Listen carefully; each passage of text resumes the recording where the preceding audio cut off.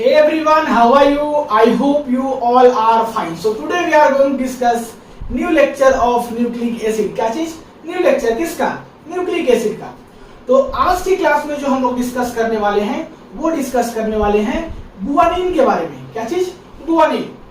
ये जो गुआनिन है वो हम लोग का नेक्स्ट क्या है? नाइट्रोजन बेसिस है, दैट इज की N2 बेसिस है। और अभी हम लोग का जो टॉपिक कंटिन्यू चल रहा है वो क्या चल रहा है? N2 बेसिस के बारे में।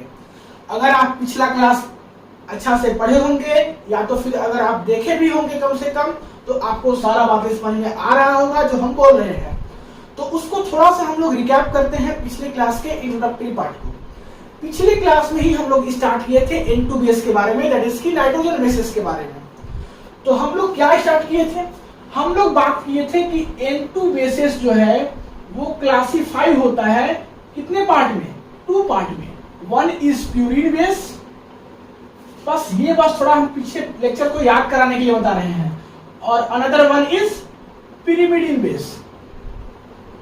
ठीक है, यही हम लोग बात किए थे कि N2 बेस 2 पार्ट में क्लासिफाई हुआ है, वन इज प्यूरिन और अनदर वन इज पिरिमिडिन। इसका हम लोग अच्छा से स्ट्रक्चर वगैरह सब देखे थे कि प्यूरिन का स्ट्रक्चर क्या होता है, पिरिमिडिन का क्या स्ट्रक्चर होता है। तो अगर आप लोग नहीं देखे होंगे तो पिछला क्लास जाकर के देख लीजिएगा, वीडियो प्लेलिस्ट में उपलब्ध है। उसके बाद हम बताए थे कि प्यूरिन जो है फर्दर क्लासिफाई हुआ है 2 पार्ट में, one is adenine and another one is guanine, जो कि अभी हम लोग पढ़ रहे हैं। तो क्या क्या हुआ था? एडेनिन एंड गुआनिन, यही हुआ था।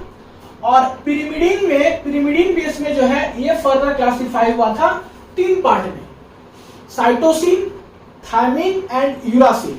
तो हम लोग बस ऐसे ही याद के लिए लिख दे रहे हैं, साइटोसिन, थायमिन एंड यूरासिल। ठीक है, आप पूरा डेप्थ में जो है ये सब के बारे में जाकर के पिछले क्लास में पढ़ सकते हैं इंट्रोडक्टरी पार्ट। तो उसके बाद हम लोग प्यूरिन बेस स्टार्ट किए थे, और प्यूरिन बेस में हम लोग एडेनिन वाला पार्ट जो है कंप्लीट कर लिए हैं। बचा क्या? बचा गुआनिन, और इसी गुआनिन को हम लोग इस क्लास में पढ़ेंगे। उसके बाद फिर प्यूरिन बेस हमारा कंप्लीट हो जाएगा, फिर स्टार्ट करेंगे पिरिमिडिन।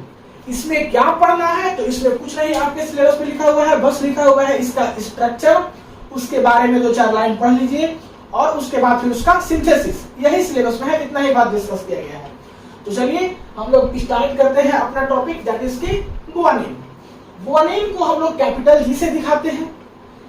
ठीक है, और ये जो है आपका वो क्या होता है? एक न्यूक्लियो बेस होता है। क्या होता है? न्यूक्लियो बेसिस होता है। कहाँ प्रेजेंट होता है? डीएनए में भी प्रेजेंट होता है और आरएनए में भी प्रेजेंट होता है। अब डीएनए में क्या काम होता है इसका, और आरएनए में क्या काम होता है इसका, देखते हैं। तो गुआनिन जो है वो डीएनए में क्या करता है? In DNA it stabilises nucleic acid structure. जो न्यूक्लिक एसिड का स्ट्रक्चर होता है उसको क्या करता है? स्टेबलाइज करता है। और वही बात करें आरएनए का, तो आरएनए में क्या करता है? ये जो है आपका प्रोटीन का सिंथेसिस में काम आता है। इसमें प्रोटीन का सिंथेसिस में। तो समझ में आ गया? कोई पूछेगा कि क्या है आपका गुआनिन, इसके बारे में थोड़ा सा शॉर्ट नोट लिखिए, तो क्या लिखेगा कि ये आपका एक न्यूक्लियो बेस है जो कि डीएनए में भी प्रेजेंट होता है, आरएनए में भी प्रेजेंट होता है। डीएनए में क्या करता है? न्यूक्लिक एसिड के स्ट्रक्चर को स्टेबलाइज करता है, और आरएनए में क्या करता है? प्रोटीन सिंथेसिस को क्या करता है? प्रोटीन के सिंथेसिस में यूज आता है। तो यहां तक आपको समझ में आ गया। अब हम नेक्स्ट बात करते हैं कि ये जो गुआनिन है ये आपका प्यूरिन डेरिवेटिव्स है। क्या है? प्यूरिन डेरिवेटिव्स है। इसी प्यूरिन का 2 पार्ट है, एडेनिन और गुआनिन, और ये जो गुआनिन है वो क्या है? प्यूरिन डेरिवेटिव्स है। तो इससे पहले हम थोड़ा सा आपको प्यूरिन का फर्दर स्ट्रक्चर दिखा रहे हैं। प्यूरिन का जो स्ट्रक्चर होता है वो कुछ होता है ऐसा, जो कि हम आपको पिछले क्लास में भी बताए थे। तो प्यूरिन का स्ट्रक्चर ये है, और हम बोले कि जो गुआनिन है वो इसी का डेरिवेटिव्स है, मींस इससे मिलता जुलता स्ट्रक्चर होगा। तो इसका देखते हैं गुआनिन से मिला करके। तो ये प्यूरिन का स्ट्रक्चर है, और यहाँ देखिए आपका हम दिखा दिए हैं गुआनिन का स्ट्रक्चर। और इस गुआनिन का स्ट्रक्चर से आप इसको मिला करके देख लीजिए, पता चलेगा कि ये जो स्ट्रक्चर है ये डेरिवेटिव्स है किसका? इसी स्ट्रक्चर का, प्यूरिन बेस का। तो देखते हैं कैसे। ये और ये स्ट्रक्चर में बस डिफरेंस क्या है कि यहाँ पे जो है NH2 ग्रुप आ गया है, और यहाँ पे डबल बॉन्ड O ग्रुप आ गया है, बाकी सब कुछ सेम है। मींस इससे क्या पता चलता है कि गुआनिन जो है वो क्या होता है, डेरिवेटिव्स होता है किसका, प्यूरिन बेस का। तो उम्मीद करते हैं कि समझ में आ गया होगा। ये स्ट्रक्चर आप एक दो बार ट्राई कर लीजिएगा, खुद से एक दो बार देखिएगा, सारा आपका चीजें क्लियर हो जाएगा। क्योंकि एग्जाम में कभी पूछ देता है कि गुआनिन का स्ट्रक्चर बताइए, तो आपको लिखना होगा, मतलब इसका स्ट्रक्चर बनाना होगा। अब बात करते हैं इसका मॉलिक्यूलर फार्मूला का। तो इसका जो मॉलिक्यूलर फार्मूला होता है वो होता है C5H5N5O। क्या होता है, C5H5N5O। आप काउंट करके देख लीजिएगा, ये आपका काम है। इसका अदर नेम की बात करें तो इसका अदर नेम जो है, आप इसका सबसे पहले नंबरिंग कर लो तो आपको इजी पड़ेगा। First, second, third position, fourth position, fifth position, six position, 7, 8 and 9। तो कहाँ लगा है ग्रुप, सेकेंड पोजीशन पे और 6 पोजीशन पे। तो इसका क्या नाम होगा, 2-amino-6-oxypurine। क्या है, 2 पोजीशन पे जो है एमिनो ग्रुप लगा है, 6 पोजीशन पे ऑक्सो ग्रुप लगा है, और ये क्या है, प्यूरिन का डेरिवेटिव्स है। तो क्या इसका नाम लिखेंगे, 2-amino-6-oxypurine, और ये क्या है, प्यूरिन का डेरिवेटिव्स है।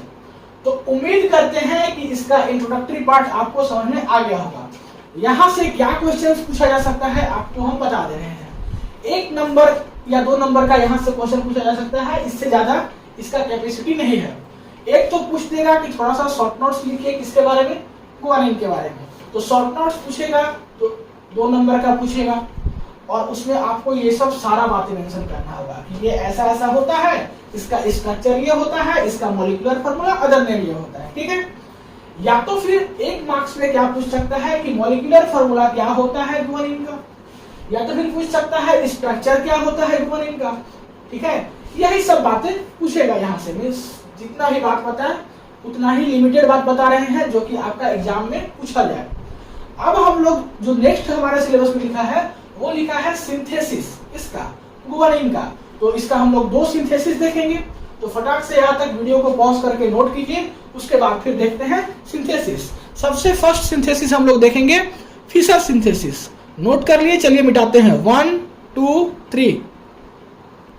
अब हम लोग बात करते हैं फिशर सिंथेसिस। क्या चीज, फिशर सिंथेसिस, जो कि आपका सबसे फर्स्ट सिंथेसिस है।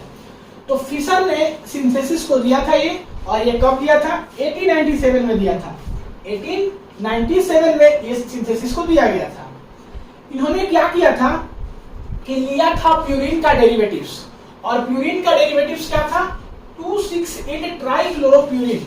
आप देख लीजिए कि 3 क्लोरीन लगा है, और नंबरिंग करके देख लीजिए कि 2 नंबर पे, 6 नंबर पे और 8 नंबर पे लगा है, क्या क्लोरीन लगा है।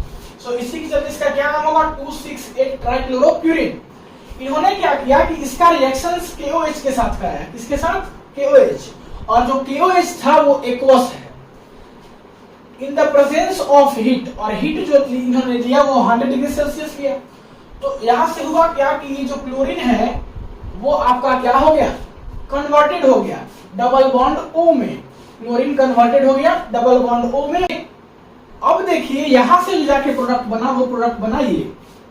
अब क्या किया गया कि इसका रिएक्शंस कराया गया NH3 इन इथेनॉल। जैसे ही NH3 इन इथेनॉल के साथ रिएक्शंस कराया गया तो ये क्लोरीन जो है यहाँ से रिप्लेस्ड हो गया NH2 ग्रुप से, और यहाँ पे जाके लग गया NH2 ग्रुप। ठीक है, अब आपको हम बताए हैं तुरंत इससे पहले गुआनिन का स्ट्रक्चर। तो आप देखिए कि गुआनिन का स्ट्रक्चर जैसा ये कुछ दिख रहा है, इसमें एक ही चीज जो है वो एक्स्ट्रा लगा है, और वो लगा है ये क्लोरीन। क्या लगा है, क्लोरीन लगा है। तो इसके लिए क्या करेंगे, इसका करा देंगे रिडक्शन, और जो रिडक्शन कराते हैं हम लोग वो कराते हैं किसके साथ, HI के साथ। आपको मालूम है कि HI क्या है, रिड्यूसिंग एजेंट है। तो ये क्या करेगा, यहां से Cl को हटा देगा, और यहां से Cl को हटाएगा, और जाकर के आपका बन जाएगा फाइनल प्रोडक्ट दैट इज की गुआनिन। तो आपको इसका सिंथेसिस का मैकेनिज्म नहीं पढ़ना है, आपको इतना ही जानना था कि किसके साथ रिएक्शंस कराना है और क्या बनेगा। एक चीज और, बहुत जगह ऐसा भी होगा कि आप दूसरा कुछ भी लोगे, तो जैसे कि यहाँ से यहाँ प्रोडक्ट जाना है, तो रिएजेंट जो है आप कुछ दूसरा भी लोगे तो जा सकते हो यहाँ से यहाँ प्रोडक्ट। लेकिन आप क्या पढ़ रहे हैं? Fisher synthesis. आपसे एग्जाम में क्या पूछेगा? Fischer synthesis. तो फिशर सिंथेसिस पूछेगा तो इसका मतलब ये हुआ कि जो फिशर अपने टाइम सिंथेसिस टाइम जो रिएजेंट यूज किए हैं या जो रिड्यूसिंग एजेंट यूज किए हैं उसी को आपको यूज करना है। अगर नाम नहीं पूछता है कि फिशर सिंथेसिस से बताइए, मतलब बोलेगा कि कोई इंडिविजुअली किसी भी एक सिंथेसिस बताइए, तो आप अपने से लिख सकते हो अलग रिड्यूसिंग एजेंट या कुछ भी। लेकिन अगर फिशर सिंथेसिस पूछ रहा है तो आपको याद रखना है कि जो फिशर यूज किए हैं रिड्यूसिंग एजेंट, जो फिशर और भी अदर एजेंट यूज किए हैं उसी को आपको क्या करना है? यूज करना है। तो उम्मीद करते हैं कि ये भी समझ में आया होगा। वीडियो को पॉज करके नोट कीजिए। देखते हैं लास्ट सिंथेसिस, दैट इज की सेकेंड सिंथेसिस। चलिए मिटाते हैं 1 2 3। अब देखिए बात करते हैं नेक्स्ट सिंथेसिस, सेकेंड सिंथेसिस, और यही हम लोग का क्या होगा? इस लेक्चर का लास्ट सिंथेसिस भी होगा। तो सेकेंड सिंथेसिस है ट्रेप्स सिंथेसिस। क्या चीज? ट्रेप्स सिंथेसिस। ये जो सिंथेसिस दिया गया वो दिया गया ट्रेप्स नाम के साइंटिस्ट से, और कब दिया गया? 1900 में। इसमें क्या हुआ वो जानना इंपॉर्टेंट है। तो इसमें देखिए क्या किया गया कि लिया गया गुआनिडीन का। क्या लिया गया? गुआनिडीन। और इसका जो है रिएक्शन किसके साथ कराया गया? साइनोएसिटिक एस्टर के साथ। क्या किया गया? साइनोएसिटिक एस्टर के साथ। तो हमको क्या करना है? गुआनिडीन लेना है और साइनोएसिटिक एस्टर लेना है। इसको क्या करना है? कंडेंस करना है। किसके प्रेजेंस में? सोडियम इथॉक्साइड के प्रेजेंस में। किसके प्रेजेंस में? सोडियम इथॉक्साइड के प्रेजेंस में। जैसे ही सोडियम इथॉक्साइड के प्रेजेंस में आप इसको कंडेंस कीजिएगा तो ये दोनों मिल करके और क्या करेगा? एक साइक्लिक प्रोडक्ट बनाएगा। और जो साइक्लिक प्रोडक्ट होगा वो साइक्लिक प्रोडक्ट कुछ ऐसा होगा। अब इस साइक्लिक प्रोडक्ट को क्या करेंगे? ट्रीट करेंगे सबसे फर्स्ट HNO2 के साथ एंड देन H4SH के साथ। तो यहां से क्या होगा कि इस पोजीशंस पे, ये पोजीशंस पे जाकर के NH2 ग्रुप लग जाएगा। ठीक है, NH2 ग्रुप जो है इस पोजीशंस पे जाके लग जाएगा। अब इसको जो है हम लोग रिएक्शंस कराते हैं HCO2Na के साथ। किसके साथ? HCO2Na। और किसके साथ? HCOOH। ये क्या है? Sodium formate and formic acid. तो sodium formate and formic acid के साथ इसका रिएक्शंस कराते हैं in the presence of heat. तो यहां से जाके आपका बनता है गुआनिन। क्या बनता है? गुआनिन। यहां पे देखिए होता क्या है? ये जो सोडियम फॉर्मेट का जो कार्बन होता है, ये कार्बन यहां पे चला जाता है और ये जो है आपका क्या करता है? साइक्लिक प्रोडक्ट बना लेता है, साइक्लाइज्ड हो जाता है। मींस यहां पे क्या होता है? कंडेंसेशन होता है और ये क्या कर लेता है?